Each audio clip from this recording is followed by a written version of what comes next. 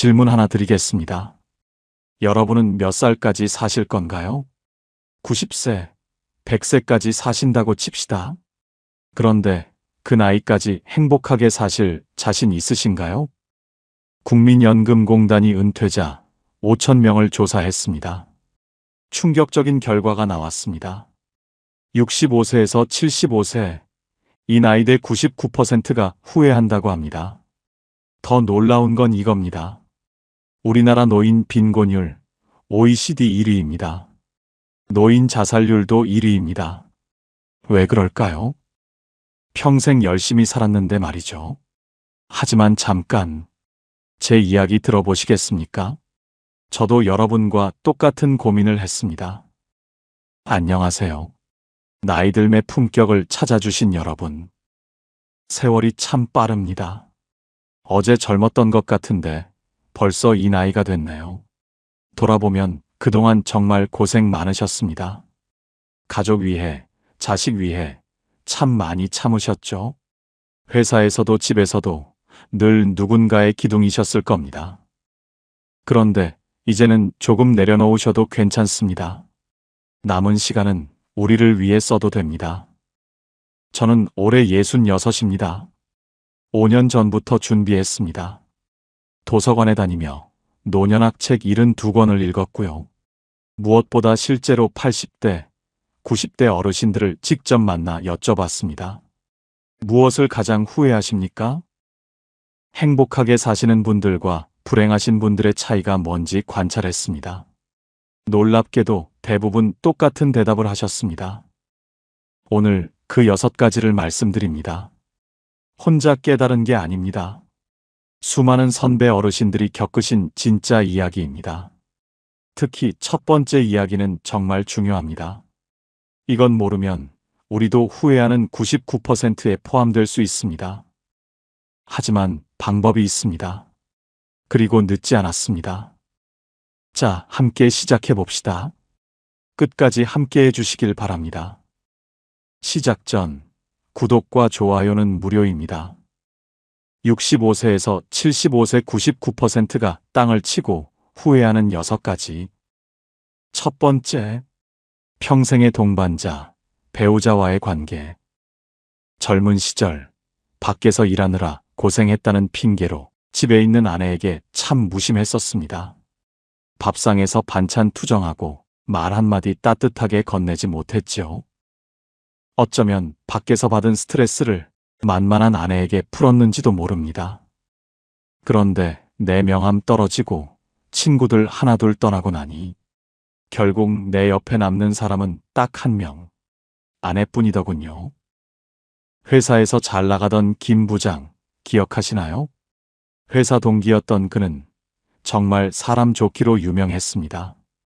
경조사에 빠지는 법이 없었고 골프 모임 총무를 10년간 맡았습니다.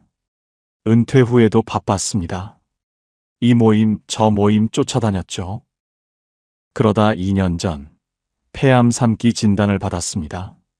그는 100여 명의 지인들에게 문자를 보냈습니다. 제가 많이 아픕니다.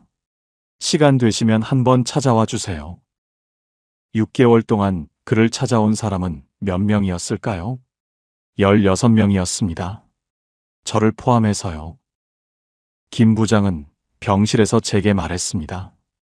30년 넘게 사람들 챙기며 산 게 이거였나? 나는 누구의 진짜 친구도 아니었구나. 그리고 이렇게 덧붙였습니다. 그런데 있잖아. 아내가 매일 병원에 와. 아침 저녁으로 죽을 끓여와. 손잡고 기도해줘. 나는 평생 아내한테 잘못했는데. 짜증내고 무시하고 당연하게 생각했는데. 이제야 알겠어. 진짜 내 편은 아내밖에 없었다는 걸. 그 친구가 폐암으로 입원했을 때 병실을 지킨 건 그가 평생 술 사줬던 친구들도 골프 모임 회원들도 아니었습니다. 평생 그가 타박했던 아내였습니다. 김 부장이 제 손을 잡고 울면서 그러더군요. 내가 헛살았어. 진짜 귀인을 옆에 두고 엄한 데 가서 잘 보이려고 그 세월을 낭비했어. 60대, 70대 여성분들 중에는 지금도 가부장적이고 성격 고약한 남편들 때문에 괴로워하는 경우가 많습니다. 이런 사연을 접할 때마다 참 불편한 마음이 생깁니다. 솔직히 고백하겠습니다. 은퇴 직후 저도 아내에게 무뚝뚝했습니다. 회사에서 하던 습관 그대로 명령하고 지시하고 불평했습니다. 아내가 차려준 밥상에 투덜거렸습니다. 이게 뭐야, 반찬이 맨날 똑같네. 아내가 외출하려 하면 짜증을 냈습니다. 또 어디가? 집에 있지.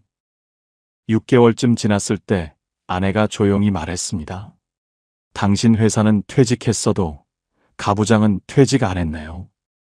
그 말에 정신이 번쩍 들었습니다. 유명 대학에서 80년 동안 700명 넘는 사람들을 평생 추적 조사했답니다. 무엇이 사람을 행복하게 만드는가? 80년 끝에 내린 결론. 행복의 핵심은 관계의 질이라고 하더군요. 그 중에서도 가장 중요한 관계가 바로 배우자입니다. 이 세상에서 제일 소중한 사람은 배우자입니다. 인생 후반전에선 더욱더 그렇습니다. 왜냐하면 내 곁에서 가장 오랫동안 있어줄 사람이 바로 배우자이기 때문입니다.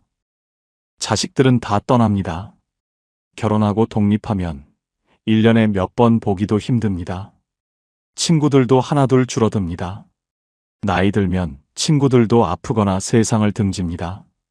결국 남는 건 배우자입니다.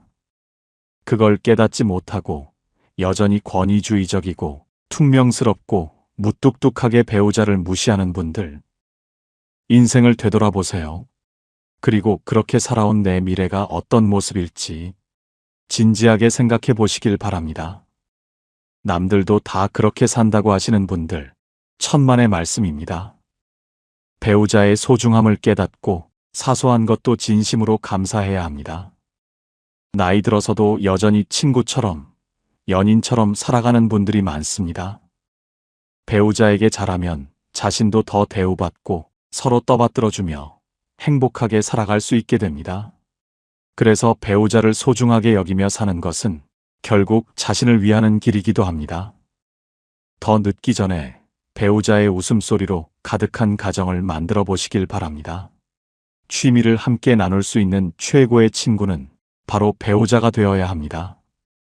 속마음을 털어놓을 수 있는 친구가 있다면 외롭지 않을 뿐더러 살면서 겪게 되는 스트레스도 함께 이겨낼 수 있습니다. 지금이라도 늦지 않았습니다. 가부장적인 권위, 그거 퇴직할 때 회사에 다 반납하고 오셨어야 합니다. 이제 집에서는 삼식이 눈치 보지 마시고 아내의 가장 친한 친구가 되어주세요. 거창한 선물 필요 없습니다. 내일 아침 밥상 받으시면서 여보, 국물이 참 시원하네. 고마워. 이 한마디면 됩니다. 그리고 산책할 때 슬그머니 손 한번 잡아주세요. 사랑은 큰 것이 아니라 고맙소. 이 세 글자입니다. 배우자가 행복해야 내 노후가 편안하고 따뜻해집니다. 이것이 첫 번째입니다. 두 번째, 돈 어떻게 쓸 것인가? 우리나라 노인 10명 중 4명이 빈곤합니다. 자살률도 OECD 국가 중 1위입니다. 왜 이렇게 됐을까요? 대다수 은퇴 후 가장 큰 고민은 경제적인 어려움입니다. 고정 수입은 줄어드는데 자녀 지원비며 병원비는 늘어만 갑니다. 노후에 빈곤해지면 자존감이 무너집니다. 우리 세대는 남들 눈치를 많이 봤습니다. 남들이 타는 좋은 차, 남들이 사는 좋은 집, 자꾸만 비교하게 되죠. 경제적으로 부담스러워지면 자연스럽게 모임도 줄어들고 친구도 멀어지고 외로움이 따라옵니다. 그런데 더 서러운 건 돈 없는 부모는 자식도 멀리한다는 겁니다. 그러면 또 허무감이 생깁니다. 이러려고 평생 자식 뒷바라지 했나 싶고 그동안 열심히 살아온 삶이 통째로 부정당하는 기분이 듭니다. 그래서 그럴까요? 외로움, 허무감, 우울증이 찾아오고 몸도 마음도 아프고 불안정한 노후에 희망도 안 보이고 살고 싶다는 의지마저 없어지는 겁니다. 그렇다면 왜 평생을 일해도 돈이 없을까요? 잘못 쓰기 때문입니다. 여기서 잠깐 제 친구 이야기를 하나 해드릴까 합니다. 은퇴하고 퇴직금으로 번쩍거리는 외제차를 뽑았던 친구가 있었습니다. 동창회에 그 차를 몰고 왔을 때 우리 모두가 부러워했죠. 야, 너 정말 성공했구나. 그런데 딱 석 달 뒤 그 친구에게 전화가 왔습니다. 목소리가 한없이 작아져 있더군요. 여보게, 미안한데 돈 100만 원만 융통해 줄 수 있나? 알고 보니 덜컥 사버린 차 할부금 내느라 정작 병원비 낼 돈이 없었던 겁니다. 친구가 술 한 잔 기울이며 그러더군요. 남들한테 보여주려고 산 건데 그 껍데기 때문에 내 속은 썩어 들어가고 있어. 우리 세대는 남들 눈치 보는 소비를 많이 했습니다. 동창회 가서 자랑하려고, 친척들한테 잘 산다고 보여주려고, 명품 가방 사고, 좋은 차 사고, 비싼 식사하고요. 저도 그랬습니다.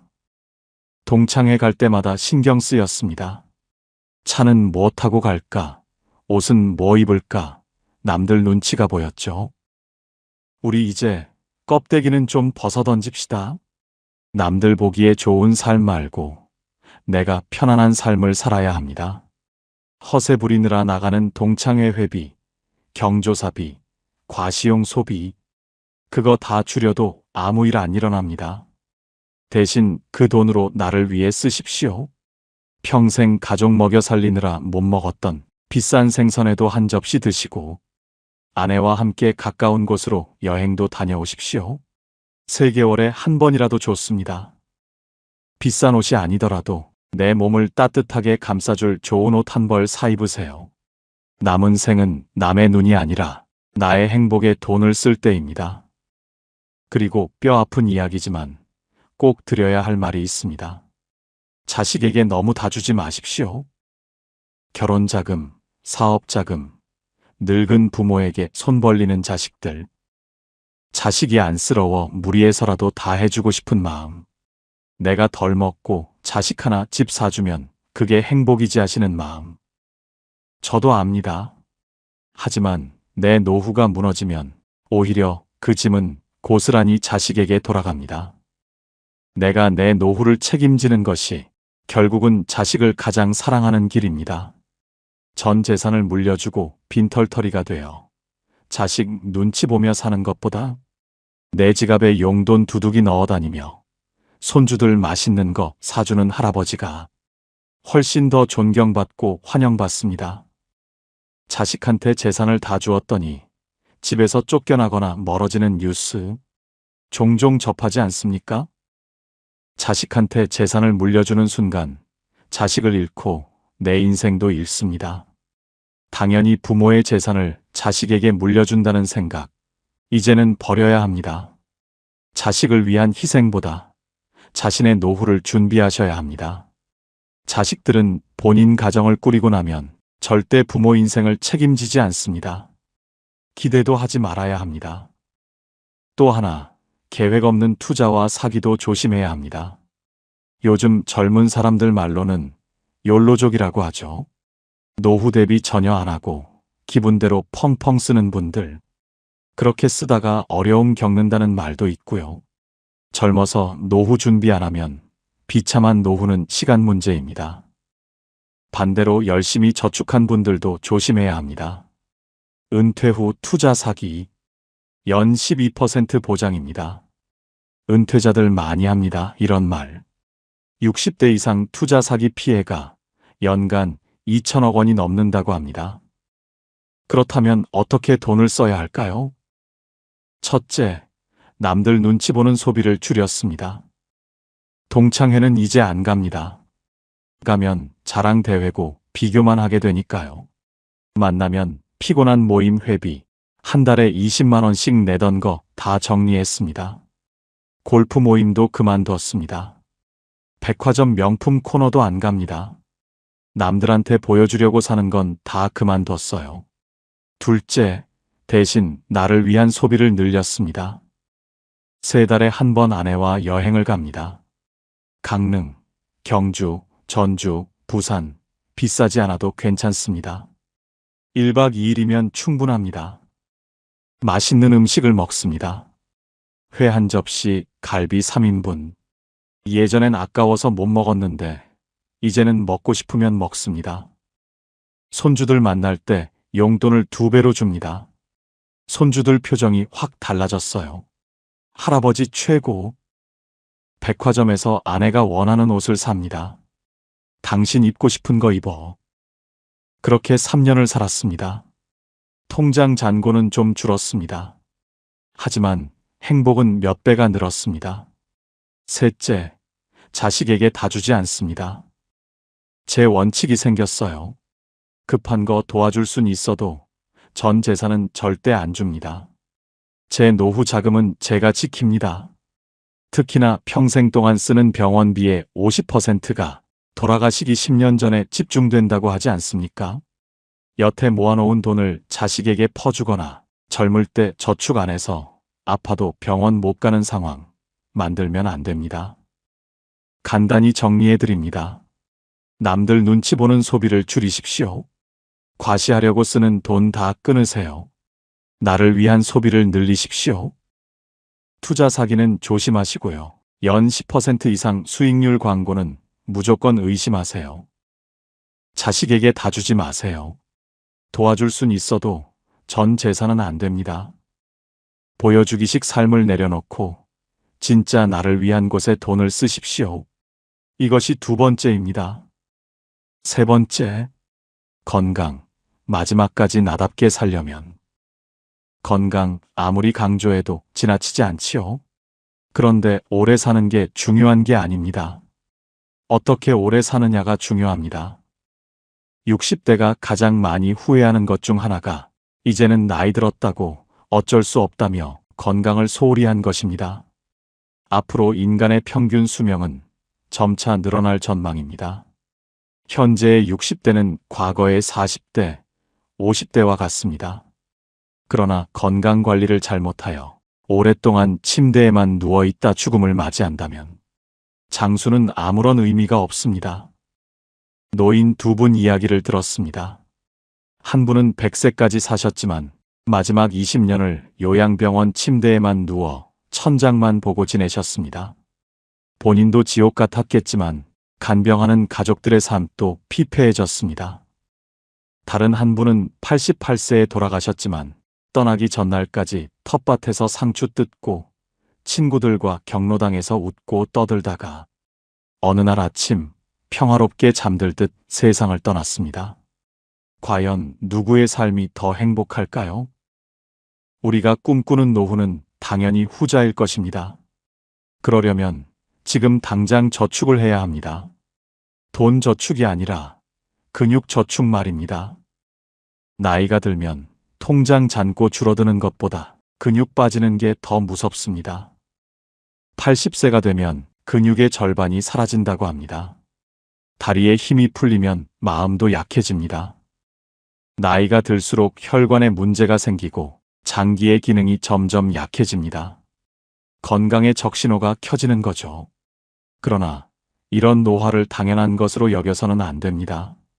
노화 자체는 우리 힘으로 막을 수 없지만 노력을 통해 노화의 속도를 늦추는 것은 가능합니다. 여기서 잠깐 생각해 보십시오. 여러분은 하루에 몇 시간 앉아 계십니까? 미국의 노인 연구소에서 20년 추적 연구를 했답니다. 60세 이상 7만 명을 조사했는데요. 하루 앉아 있는 시간과 사망률의 관계를 봤더니 결과가 충격적이었습니다. 하루 11시간 이상 앉아 있는 사람은 5시간 미만 앉아 있는 사람보다 사망 위험이 40% 높았답니다. 40%입니다. 앉아 있는 시간이 수명을 결정합니다. 80세가 되면 근육이 30에서 40% 감소하고 특히 하체의 근육 감소가 심하답니다. 여성은 폐경기 이후 더 빨리 감소한다고 하더군요. 그러니 오늘부터 소파에서 일어나십시오. TV 보는 시간 조금만 줄이고 햇볕 쬐며 걸으십시오. 거창한 운동이 필요한 게 아닙니다. 단백질 챙겨 드시고 30분에 한 번씩 기지개라도 켜십시오. 내 두 다리로 씩씩하게 걸을 수 있어야 남은 인생의 풍경도 즐길 수 있습니다. 뇌의 건강도 챙겨야 합니다. 기억력, 인지력, 학습 능력의 감퇴는 자연적인 노화 현상입니다. 치매는 사실상 예방이 불가능하다고 합니다.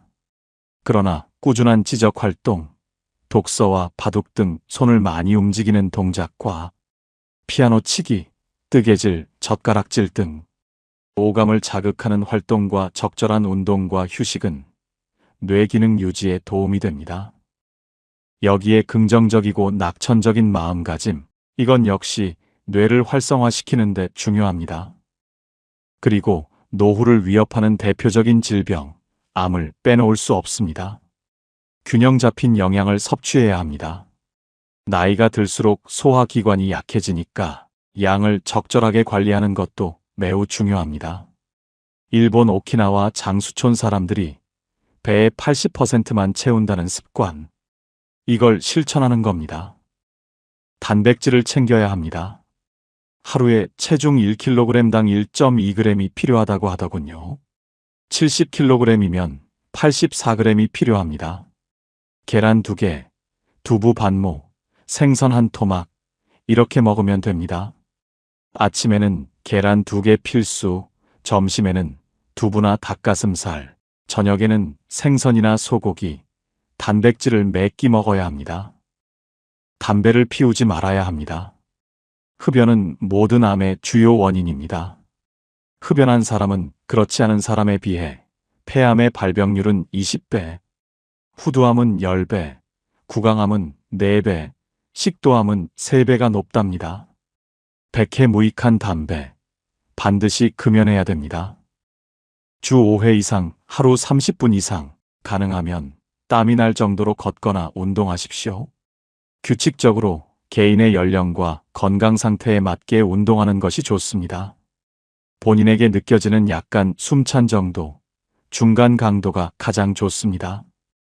저는 매일 아침 6시에 일어나 30분 산책을 합니다.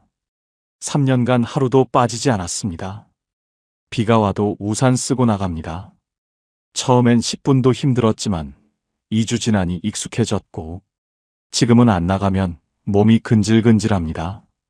집안일도 직접 합니다. 청소기 돌리고 설거지하고 빨래 널고 쓰레기 버리고요. 30분마다 일어납니다. 핸드폰 알람을 30분마다 맞췄어요. 알람 울리면 일어나서 기지개 한번 켜고 물 한 잔 마십니다. 화장실 갔다 오거나 베란다에 나가 하늘 보거나 1분이면 됩니다. 이렇게 3년을 살았습니다.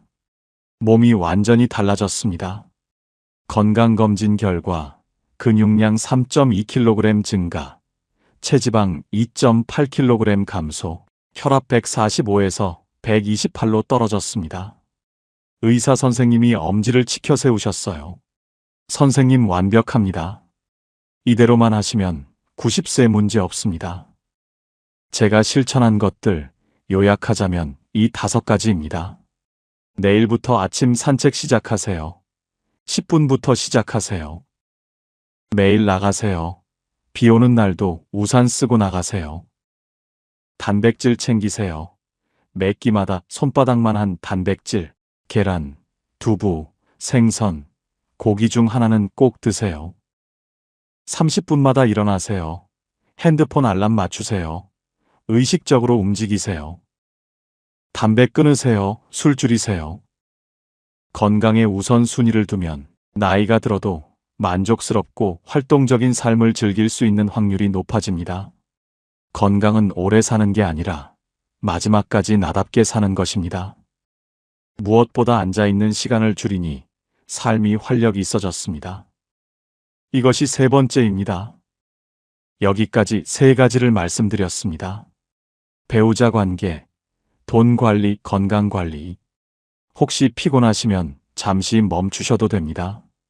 물 한 모금 드시고 자세 바꾸시고 나중에 이어 들으셔도 괜찮습니다. 하지만 가능하면 남은 3가지도 들어주시길 부탁드립니다. 더 중요한 이야기가 남았습니다. 특히 마지막은 제가 3년간 실천하며 깨달은 가장 핵심적인 이야기입니다. 준비되셨으면 계속하겠습니다.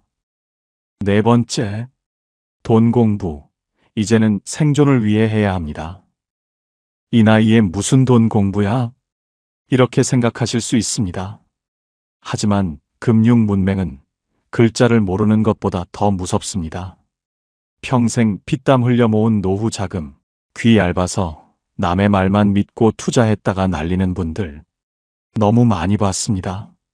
요즘 사기꾼들은 우리 같은 은퇴자들의 조급한 마음을 노립니다. 연 10% 이자 준다는 말에 혹해서 퇴직금을 몽땅 넣었다가 가슴 치며 통곡하는 일이 남의 일이 아닙니다. 내 돈은 내가 지켜야 합니다. 자식도 은행 직원도 내 돈을 책임져 주지 않습니다. 어려운 주식 공부하시라는 게 아닙니다. 적어도 내 돈이 어디서 어떻게 굴러가는지, 세상은 어떻게 변하는지, 신문도 좀 읽으시고 경제 뉴스도 챙겨보십시오. 배움에는 정년이 없습니다. 머리를 쓰면 치매 예방에도 좋으니 일석이조 아니겠습니까? 우리가 노후 빈곤 문제를 논하면서 놓치고 있는 중요한 것이 하나 있습니다. 지금의 60대, 70대 분들이 대체로 지독한 금융무지 상태라는 점입니다. 글을 모르면 생활이 불편한 일이지만 돈을 모르면 생존이 달린 문제입니다. 우리나라에선 열심히 일하는 것에 대해서는 모두가 미덕으로 칭찬하지만 본격적으로 자산을 불리는 일에 대해서는 심지어 색안경까지 끼고 보는 것이 엄연한 현실입니다. 주식이나 코인 투자를 하면 도박꾼이라 경멸하지 않습니까? 주식 투자에서 돈 번 사람 본 적 없다고 비아냥 거리지 않습니까? 게다가 부동산을 하면 투기꾼이라고 윽박지르지 않습니까? 그러면서 동시에 열심히 땀 흘려 돈을 벌고 열심히 저축을 해서 부자가 되라고 합니다. 그렇게 열심히 살아도 노후에 자식들 결혼시키고 나면 정작 자신의 노후를 대비할 돈은 거의 남아있지 않습니다. 더욱이 오직 노동을 통해서만 돈을 번 사람은 노동을 못하게 되는 순간 소득 빈곤층으로 전락하게 됩니다. 가난을 면하기 위해서 열심히 사는 것은 당연한 것이고 한 사람 한 사람이 자신을 위해서 돈 그 자체에 대해 공부를 해야 노후 빈곤에 빠지지 않게 되는 겁니다. 아무리 많이 배우고 열심히 살아도 돈을 모르고 열심히 일만 하면 그 결과는 뻔합니다. 국가가 나의 노후를 책임질 걸 기대하기 전에 자기 노후는 자기가 책임진다는 생각 가져야 합니다. 그건 금융, 무지에서 탈출해야만 가능합니다. 실제로 은퇴자가 평생 모은 돈을 금융사 직원 권유로 펀드에 넣었다가 큰 손실을 봤다는 뉴스가 흔합니다. 이처럼 금융에 대한 지식과 정보가 없으면 내 평생 노후 자금이 물거품처럼 사라질 수도 있습니다. 미국의 부호 워렌 버핏도 65세 이후에 막대한 재산의 90% 이상을 축적했다고 합니다. 그러니 지금도 너무 늦었다고 생각하지 마시고 쉬운 것부터 천천히 공부하는 것이 중요합니다. 모든 것은 본인 의지대로 마음먹기 나름입니다. 지금부터라도 금융에 대해 관심을 가지고 배워보려는 자세를 갖춘다면 이미 여러분은 한 단계를 해낸 것입니다. 저도 58부터 제대로 경제서적을 읽기 시작했습니다. 도서관에서 20권을 빌려 읽었습니다. 처음엔 어려웠습니다. 용어도 생소하고 이해가 안 됐습니다. 하지만 한 권, 두 권 읽다 보니 조금씩 보이기 시작했습니다. 펀드가 뭔지, 채권은 어떻게 굴러가는지, 세금은 어떻게 내는지 하나씩 알아갔습니다. 지금은 제 돈을 제가 관리합니다. 은행 직원이 권유해도 내가 이해 못하면 안 합니다. 자신 있게 말씀드립니다. 늦지 않았습니다. 도서관 가세요. 경제서적 한 권 빌리세요. 유튜브에 무료 금융 강의 많습니다. 특히 EBS 다큐나 3프로TV, 지식인사이드와 같은 공신력 있는 채널을 추천드립니다. 하나씩 들어보세요. 내 돈은 내가 지킵니다. 금융 지식은 생존의 문제입니다. 이것이 네 번째입니다. 이제 다섯 번째 이야기로 넘어갑니다. 다섯 번째, 취미, 새로 시작하는 용기. 은퇴 후 가장 견디기 힘든 게 뭔지 아십니까? 돈 없는 것보다 더 무서운 것. 바로 심심한 것입니다. 하루 24시간이 텅 빈 운동장처럼 막막할 때가 옵니다. 그때 TV 앞에만 앉아 있으면 사람이 시들어갑니다. 젊어서는 먹고 사느라 못했던 것들, 이제 시간 부자가 되었으니 원 없이 해보십시오.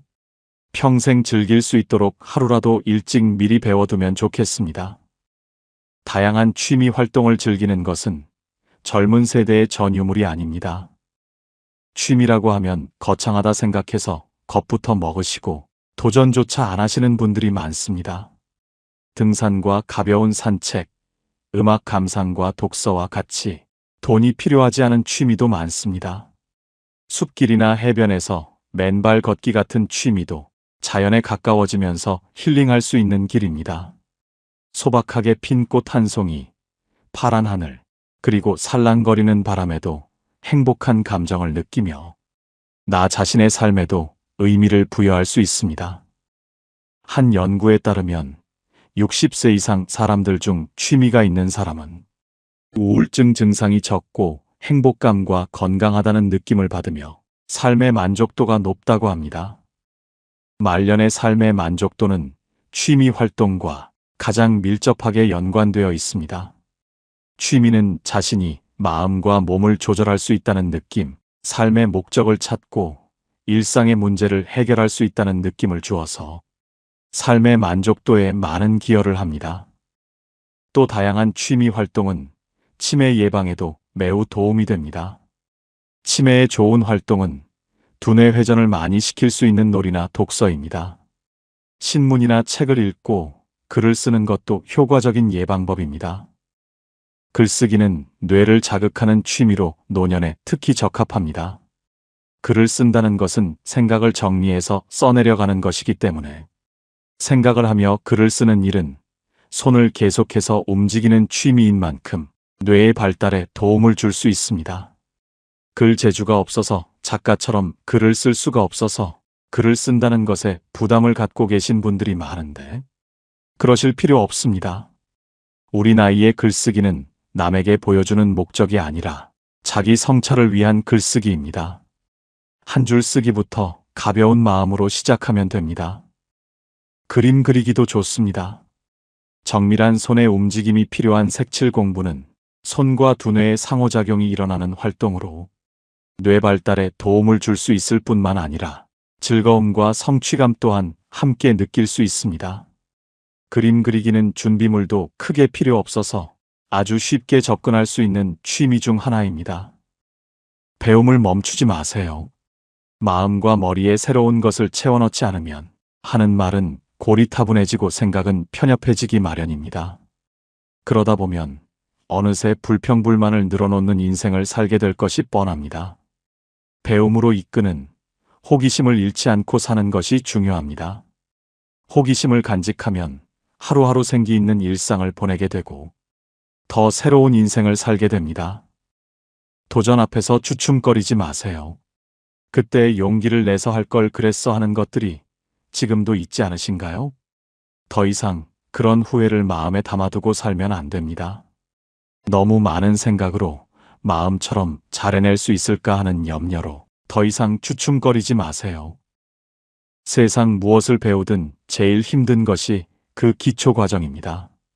모든 것이 생소하고 몸은 따라주지 않으니 즐기려고 시작했는데 역설적이게도 그것 때문에 고통스럽기까지 합니다.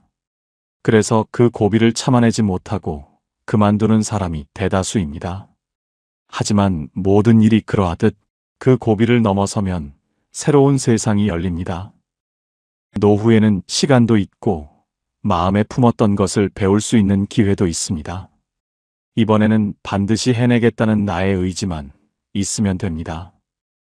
저는 65에 수채화를 배우기 시작했습니다. 처음엔 선 하나 그리기도 어려웠습니다. 붙잡는 손이 덜덜 떨려 엉망이었습니다.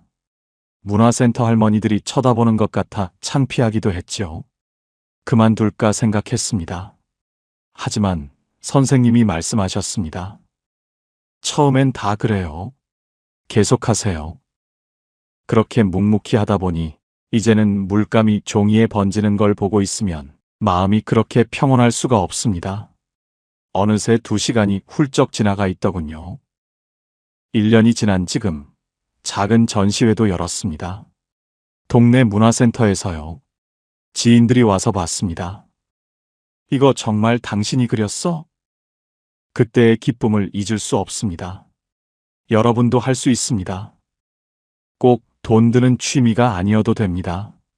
동네 뒷산의 야생화 이름을 외워보는 것도 좋고, 손주에게 줄 목도리를 뜨는 것도 좋고, 지나온 삶을 한 줄씩 일기로 남기는 것도 훌륭한 취미입니다. 무언가에 몰입하는 순간 우리는 늙지 않습니다.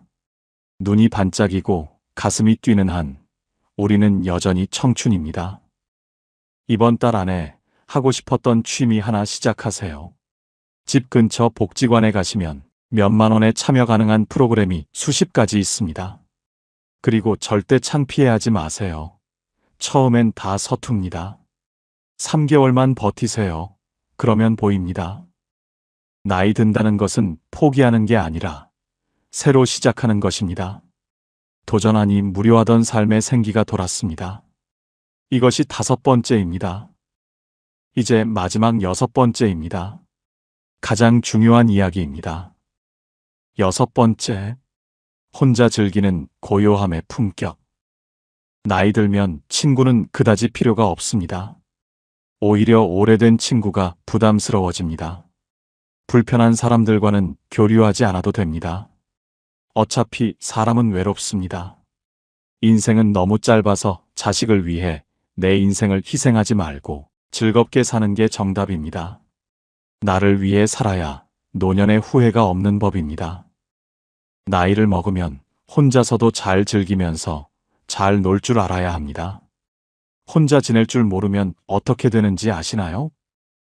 옆에 있는 누군가를 자꾸만 괴롭히게 됩니다. 나이 60이 넘어 인간관계가 줄어든다고 해서 걱정하지 마세요. 자기도 모르는 사이에 저절로 좋은 사람만 곁에 남고 있다는 증거입니다. 살면서 뼈저리게 느낀 한 가지가 바로 외롭다고 해서 아무나 만나면 안 된다는 사실입니다. 85년의 추정 연구 결과 인간이 의미 있게 유지할 수 있는 관계는 150명이 한계라고 하더군요. 그중 진짜 친밀한 관계는 고작 5명에서 15명이라고 합니다. 그래서 은퇴 후 연락처를 대대적으로 정리했습니다. 회사 동료 482명이 저장되어 있었습니다. 하지만 진짜 친구는 몇 명이었을까요? 이 사람 누구더라? 얼굴이 떠오르지 않는 사람이 150명. 1년 넘게 연락 안 한 사람이 300명. 실제로 통화할 수 있는 사람은 10손가락으로 꼽을 정도였습니다. 1년간 연락 안 한 사람 300명 삭제. 만나면 피곤한 사람 100명 정리. 자랑만 하는 사람, 돈 이야기만 하는 사람. 만날 때마다 에너지를 빼앗는 사람을 제외하고 진짜 친구 15명만 남겼습니다. 힘들 때 전화할 수 있는 사람, 내 이야기를 들어주는 사람, 함께 있으면 편안한 사람. 이제 그 15명에게 집중합니다. 한 달에 한 번씩 돌아가며 만나 진짜 깊은 대화를 나눕니다. 결과는 어땠을까요? 마음이 훨씬 편안해졌습니다. 덩달아 지갑 사정도 넉넉해졌습니다. 관계가 의무가 아니라 기쁨이 됐습니다. 혼자 있는 시간도 두렵지 않게 됐습니다. 관계의 줄임은 인생의 정리입니다. 고요함을 견디는 능력이 곧 품격입니다. 나이 들면 필연적으로 혼자가 됩니다. 친구도 떠나고 배우자도 언젠가는 먼저 갈 수 있습니다. 외로움을 견디지 못해 아무 모임이나 기웃거리고 전화기만 붙들고 있으면 마음만 더 공허해집니다. 정호승 시인이 말했죠. 울지 마라 외로우니까 사람이다. 외로움은 자연스러운 것이라고 혼자 있는 것을 두려워하지 말라고 말해줍니다. 외로움은 처량한 게 아니라 인간의 본질입니다. 오히려 혼자 있는 시간을 자유의 시간으로 받아들이십시오. 복잡한 인간관계 정리하고 진짜 마음 통하는 번 몇 명만 남기십시오. 100명의 지인보다 내 속마음 털어놓을 수 있는 한 명의 벗이 더 귀합니다. 혼자 밥 먹는 것을 처량해하지 마시고 혼자 숲길을 걸으며 나무와 대화하는 것을 즐기십시오. 고독을 친구 삼을 줄 아는 사람은 그 내면이 단단하고 깊어집니다. 그게 진짜 어른의 품격 아니겠습니까? 외로움은 텅 빈 시간이 아니라 나와 만나는 시간입니다. 관계를 정리하니 마음이 평화로워졌습니다. 이것이 6번째입니다. 오늘 긴 이야기 들어주셔서 감사합니다. 어떻게 들으셨나요? 너무 뻔한 잔소리 같으셨나요? 아니면 그래, 내 얘기다 싶으셨나요? 오늘 말씀드린 이야기 다시 정리하겠습니다. 첫 번째, 배우자. 배우자가 행복해야 내 노후가 편안하고 따뜻해집니다. 두 번째, 돈 관리. 남들 눈치 보는 소비 줄이고 나를 위한 소비 늘리니 마음에 여유가 생겼습니다. 세 번째, 건강. 앉아있는 시간을 줄이고 움직이니 삶이 활력이 있어졌습니다. 네 번째, 금융 공부. 내 돈은 내가 지키니 불안이 줄어들었습니다. 다섯 번째, 취미. 도전하니 삶의 생기가 돌았습니다. 여섯 번째, 혼자 되기. 관계를 정리하니 마음이 평화로워졌습니다. 제가 58부터 5년간 준비했습니다. 72권의 책을 읽었습니다. 80대, 90대 어르신들을 만났습니다. 그리고 은퇴 후 3년간 실천했습니다. 지금 자신 있게 말씀드립니다. 이 방법들은 효과가 있습니다. 배우자, 돈, 건강, 공부, 취미, 고독. 이 6가지를 다 잘할 수는 없습니다. 하지만 오늘부터 딱 하나만이라도 시작해보는 건 어떨까요? 오늘 저녁 배우자에게 고맙소 한마디 건네는 것. 내일 아침 동네 한 바퀴 30분 걷는 것. 도서관에서 경제서적 한 권 빌려 읽어보는 것. 근처 복지관 취미 프로그램 알아보는 것. 하나씩만 해보십시오. 어렵지 않습니다. 아주 작게 시작하면 됩니다. 하지만 6개월 뒤 여러분은 분명 달라져 있을 겁니다. 1년 뒤는 완전히 다른 하루를 살고 계실 겁니다. 이 작은 변화와 시작들이 앞으로 펼쳐질 30년의 황혼을 아름다운 노을빛으로 물들일 것입니다. 65세, 75세, 숫자에 불과합니다. 오늘이 인생에서 가장 젊은 날입니다. 우리는 늦지 않았습니다. 아니, 지금이 가장 좋을 때입니다. 앞으로 30년이 남았습니다. 그 30년을 어떻게 살 것인가? 그것은 오늘 우리의 선택에 달려 있습니다. 지난날 누구보다 치열하게 살아내신 당신, 당신의 그 땀과 눈물을 존경합니다. 이제 남은 여생은 누구보다 당신 자신을 사랑하며 몸도 마음도 건강하게 그렇게 웃으며 살아가시길 진심으로 소망합니다. 이 영상이 당신의 마음에 작은 위로와 용기를 주었다면 댓글로 나는 이렇게 살겠다고 다짐 한마디 남겨주세요. 나이들의 품격, 우리 함께 만들어 갑시다. 서로의 다짐을 응원하며 우리 그렇게 함께 늙어갑시다. 건강하십시오. 그리고 행복하십시오. 이상으로 나이들의 품격이었습니다. 황금빛으로 물들어가는 여러분들의 건강하고 행복한 인생 이막을 응원합니다. 끝까지 시청해 주셔서 감사합니다.